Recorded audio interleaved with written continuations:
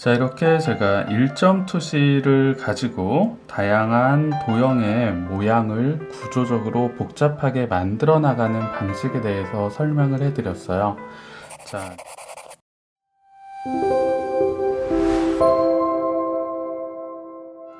안녕하세요. 더그림 김주영입니다. 오늘은 투시도법에 대해서 설명을 해드릴 건데요.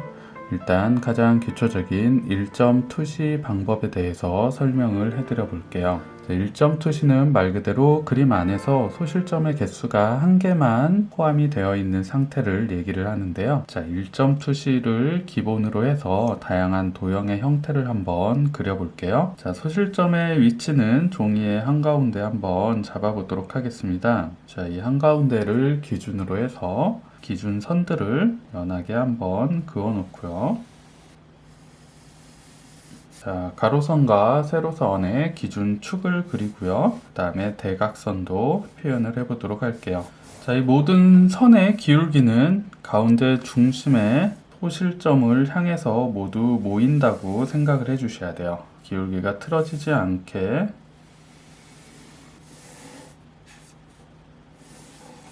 자, 이렇게 가운데 소실점으로 모이는 가상의 가이드라인을 그려줬어요. 자, 이제 이 공간 안에 다양한 위치의 사각형의 형태를 한번 집어 넣어 보도록 하겠습니다. 1점 투시는 한 점으로만 모여야 되기 때문에 사각형을 그려주실 때 앞에서 보여지는 도형의 형태는 모두 정확한 직각이 유지되어야 돼요. 자, 모서리가 모두 90도가 유지가 되는 사각형의 형태들을 다양한 위치에 그려주시면 돼요. 아래쪽에도 그려보도록 할게요. 자, 이렇게 다양한 위치에 다양한 크기의 사각형들을 그렸습니다. 자, 이제 사각형들을 모두 소실점을 향해서 선을 연결시켜 주면서 정확한 나머지 면들의 형태도 그려보도록 할게요.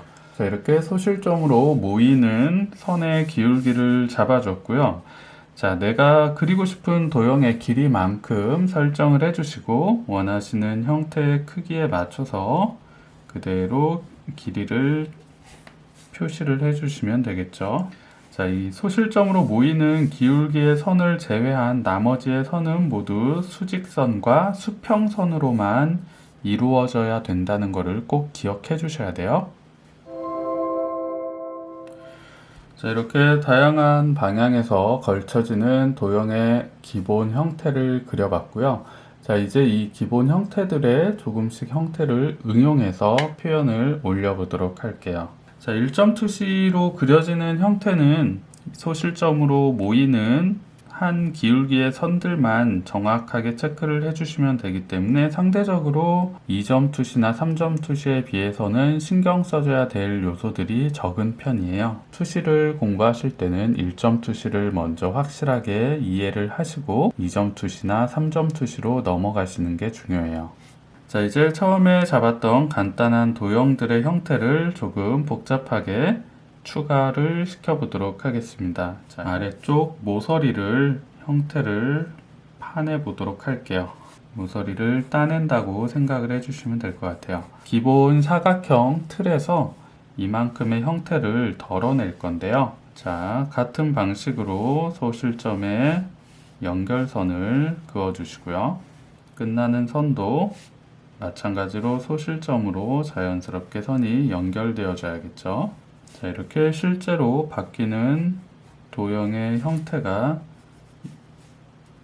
안쪽으로 파이는 모양이 만들어져야겠죠. 자, 이 모서리의 기울기 선도 이 소실점을 향해서 자연스럽게 연결이 돼야 돼요.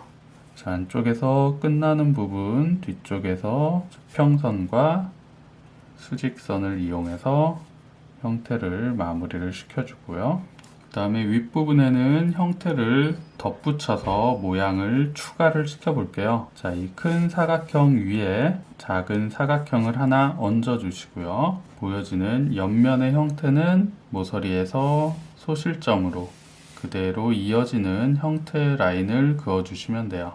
그 다음에 이 옆쪽도 형태를 한번 파내 보도록 할게요. 안쪽으로 들어오는 형태의 라인을 파내고 이쪽에 아랫면이 보여지겠죠? 모서리에서 소실점으로 연결되는 기울기를 만들어 주시면 돼요. 자, 0.5mm 펜을 가지고 형태를 정확하게 한번 정리를 시켜 보도록 할게요. 최종적으로 만들어진 형태만 정확히 드러날 수 있도록 진한 라인의 형태를 가지고 선들을 강조시키면서 표현을 마무리를 해 볼게요. 자, 확실한 라인의 외곽선을 강조를 하면서 변형된 형태가 정확히 드러날 수 있도록 마무리를 확실히 잡아주시는 거예요. 자, 이렇게 도형의 라인을 확실하게 정리를 하니까 이제 형태가 눈에 좀 잘 들어오죠. 자, 이 도형도 한번 다양한 모양과 구조로 형태를 한번 바꿔 볼까요?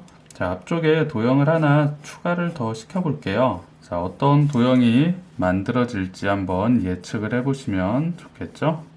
이번엔 약간 경사면을 추가를 해 볼 거예요. 경사면의 기울기를 그려주시고 기울기의 시작점 반대쪽을 정확한 대칭점을 찾아주셔서 반대쪽도 같은 기울기로 그대로 내려와서 연결을 시켜주시면 돼요. 자, 처음에는 정확한 사각형의 형태로 모서리가 확실히 드러나게끔 형태를 그려주시고요. 거기서 내가 비탈면을 이용해서 면을 깎아주겠다라고 생각을 한다면 깎아주고 싶은 만큼 거리를 들어와서 기울기 비탈면을 체크를 해주시면 되겠죠. 자, 이쪽도 안쪽에 면적을 파내 보도록 하겠습니다. 파일 면적의 위치를 체크를 해주시고요. 안쪽에 기울기 그려주시고 파낼 위치만큼만 정확하게 체크를 해주시는 거예요. 자, 이 도형도 한번 펜을 이용해서 정확하게 지금 만들어 놓은 형태를 구체적으로 라인을 표현을 해 보도록 할게요. 자, 이제 복잡했던 형태 안에서 정확한 도형의 구조가 드러날 거예요. 도형의 가장 외곽 라인을 진하게 잡아주도록 하겠습니다.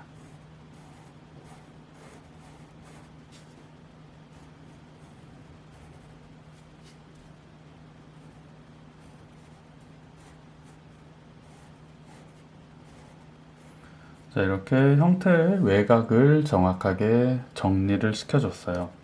자, 이제 조금 더 또렷한 형태를 보여드리기 위해서 처음에 그렸던 연필 선들을 한번 살짝 지워 보도록 할게요.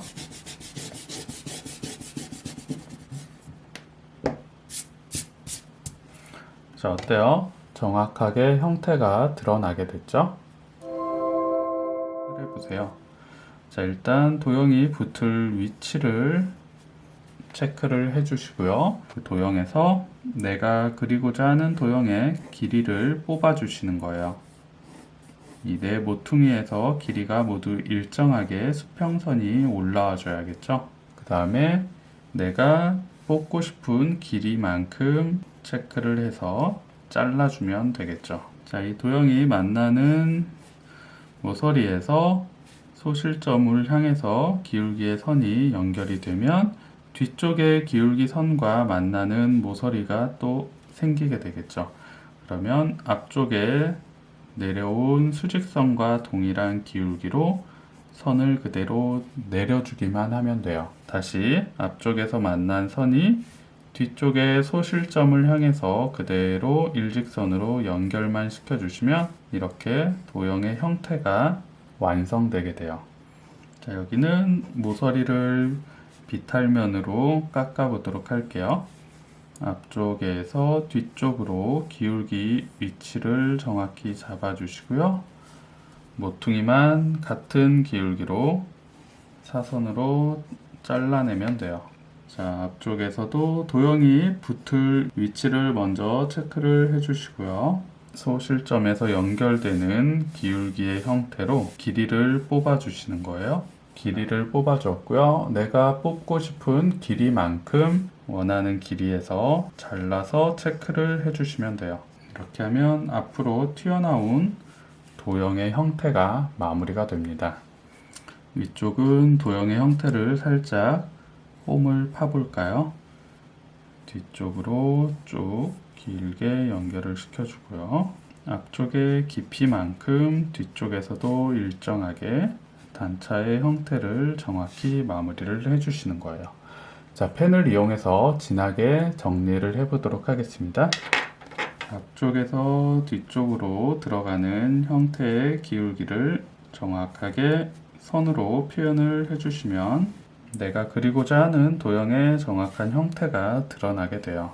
투시도법을 정확히 이해를 하셨다면 투시도법에 맞는 이론대로만 그림을 그려 나가시면 돼요. 이론대로만 그린다면 정확한 형태가 항상 유지가 될 수 있겠죠. 우리가 보통 대상을 보고 그리는데 형태가 틀어지거나 어색하게 그려지는 가장 큰 이유는 정확한 형태나 이론에 맞춰서 그리지 않고 내가 생각하는 대로 내가 표현하고 싶은 주관적인 방식대로 표현을 하기 때문에 형태가 어색하게 나오는 거예요. 왜 내 눈으로 정확하게 확인해서 내 눈에 보이는 대로 그렸는데 형태가 이상할까라고 생각하시는 분들도 계실 거예요. 기울기가 이쪽으로 떨어지니까 이렇게 그렸는데 실제 이게 그림으로 표현이 될 때는 굉장히 어색해 보일 수가 있어요. 그 이유는 내 눈에 보이는 게 다 사실이 아니기 때문에 그래요. 대부분의 그림의 형태를 틀리는 가장 큰 이유는 착시 현상 때문에 그림의 스케치가 틀어지게 되거든요. 내 눈에는 분명히 이게 맞다라고 생각을 가지고 확신을 가지고 그림을 그려줬는데 그게 실제로는 착시 현상이었던 거죠. 그래서 항상 내 눈으로 본 형태와 실제 이론에 맞춰서 형태를 비교 체크하는 연습을 꼭 해주시는 게 굉장히 중요하거든요. 자, 이쪽 제일 앞쪽의 도형 형태에는 제가 계단을 한번 그려보도록 할게요. 보통 이런 건물 그림이나 풍경 스케치를 하실 때 계단과 같은 굉장히 복잡한 도형의 형태는 필수적으로 꼭 들어가는 요소 중에 하나죠. 안쪽에 사선 기울기를 만들어 주시고요. 안쪽에서 작은 사각형 도형을 하나씩 추가를 해 나간다고 생각을 해주시면 돼요. 계단의 두께를 먼저 그려주시고요. 그 다음은 계단에 밟는 면적이 나와야겠죠. 자, 이 면적은 마찬가지로 이 모서리에서 소실점으로 연결되는 기울기의 선에 맞춰서 그어주시면 돼요. 다시 계단의 높이가 나오고요. 계단의 두께 표현, 다시 계단에 밟는 면적, 기울기는 같은 방식으로 소실점을 향해서 기울어지는 형태선을 체크를 해주시면 돼요. 다시 계단의 높이.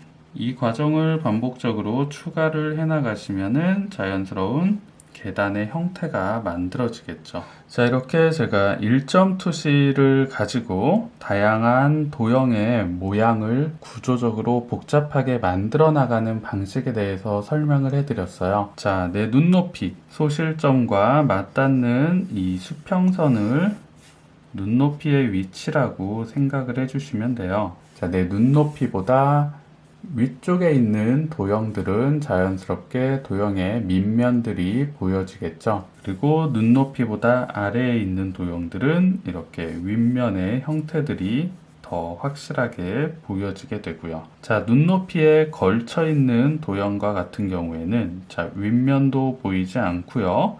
아랫면도 보이지 않고 정면과 한쪽 면적만 보여지는 형태가 만들어지겠죠. 자, 이렇게 내가 어떤 대상을 그리기 이전에 가장 먼저 설정을 해 주셔야 되는 내용은 내가 이 대상을 어떤 투시를 적용해서 내 눈높이보다 높게 그릴 건지 낮게 그릴 건지 혹은 눈높이와 동일한 선상에 놓고 그릴 건지 이러한 기본적인 설정들이 진행이 된 이후에 그림으로 표현이 됐을 때 보다 안정적이고 정확한 형태 표현이 될 수 있겠죠. 자, 투시도법에 대한 설명도 제가 순차적으로 진행을 해드릴 테니까요. 영상을 잘 보시고 따라서 한번 연습을 꼭 해보시길 바래요. 자, 오늘 영상도 끝까지 시청해 주셔서 감사합니다. 다음에 더 유익한 영상으로 찾아뵙도록 하겠습니다. 감사합니다.